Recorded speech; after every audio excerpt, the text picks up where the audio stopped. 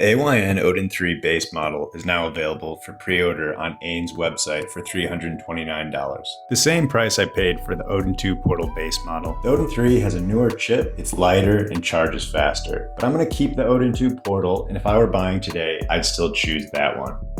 Here's why that bigger screen, proven software, and great ergonomics make the Portal the better all-around device and my favorite retro handheld. I've been using the Odin 2 Portal as my main at-home device for the last 6 months. I also own these more portable devices. In my first video, I talked about why I love the Retroid Pocket Flip 2 so much. I usually use these devices for retro emulation, everything from 8-bit games up to GameCube, PS2, and Switch. When the AYN Odin 3 was announced, I looked at the specs and was enticed. I wondered if I should upgrade. Then I realized for how I actually use these handhelds, the Odin 2 Portal is still my favorite choice. Here's how they compare. The Odin 3 has a 6-inch, 120Hz OLED display, a Snapdragon 8 Elite chipset, and weighs 390 grams. The Odin 2 Portal has a 7-inch, 120Hz OLED display with a Snapdragon 8 Gen 2 chipset, and it weighs 430 grams. Both start out at $329 for base models, and they each have an 8,000 milliamp battery. AYN just released a developer video of the Odin 3, and it actually looks a lot like a smaller Odin 2 Portal. There's a lot to like about the Odin 3 on paper, but when I think about what I want in an all-around device, that kind of changes. Let me break down my 3 reasons why. Reason number 1 is software maturity. The Snapdragon 8 Gen 2 in the Odin 2 Portal handles everything I want to play, from 8-bit games all the way up to GameCube,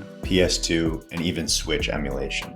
The Odin 3 Snapdragon 8 Elite chip is more powerful than the Odin 2 Snapdragon 8 Gen 2 on paper, but it's relatively new.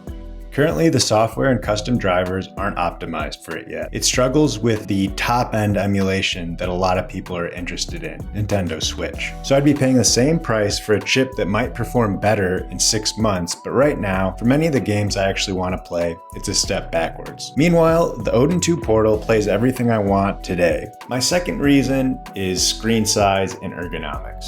And these are the big ones for me. The Odin 2 Portal has a 7-inch screen, and the Odin 3 has a 6-inch screen. That 1-inch difference actually equates to a 36% larger screen surface area. It's over a third larger.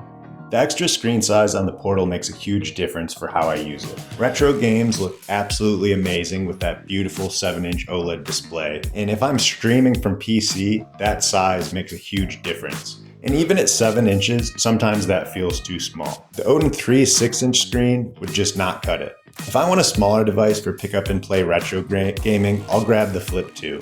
In addition to that larger screen, the Odin 2 Portal is also really ergonomic, at least for me. This is an area where everyone feels differently, but I've always liked how the Portal feels.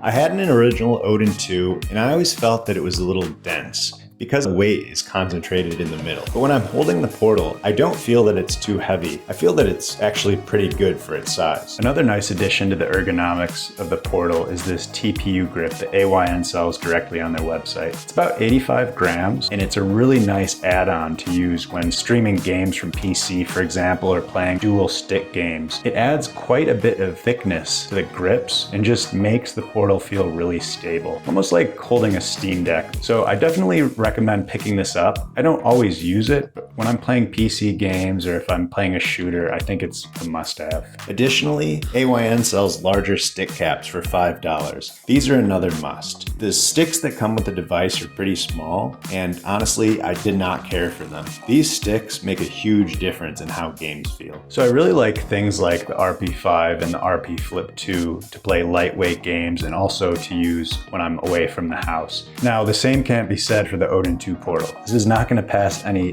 pocket tests or any sling bag tests unless they're the 13-inch size.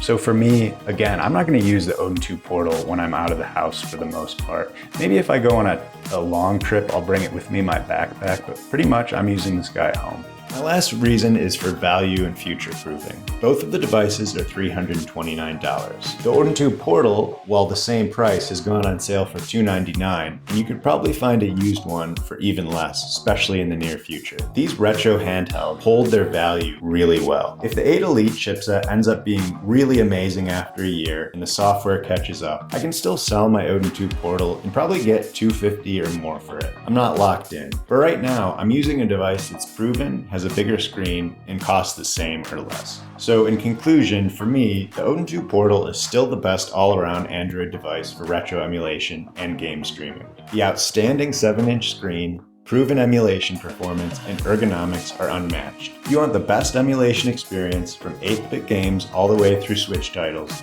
the Portal is my favorite choice. If you're willing to trade the smaller screen and Switch compatibility issues, at least for now, for more raw power in Windows emulation, I do think the Odin 3 is worth considering. Also, if you are someone that just really loved the original Odin 2 and the form factor, the Odin 3 kind of looks like that with an OLED screen, so that would be worth considering as well. But for me, I'm sticking with the Odin 2 Portal. If you already own a Portal or just aren't interested and want something else, the AYN Thor is worth checking out. It's got dual OLED screens, similar power, and it's more portable. I've got one coming, so subscribe if you want to see that unboxing, impressions, and review. So what do you think? Do you like the Odin 2 Portal, the Odin 3, or do you have another favorite device?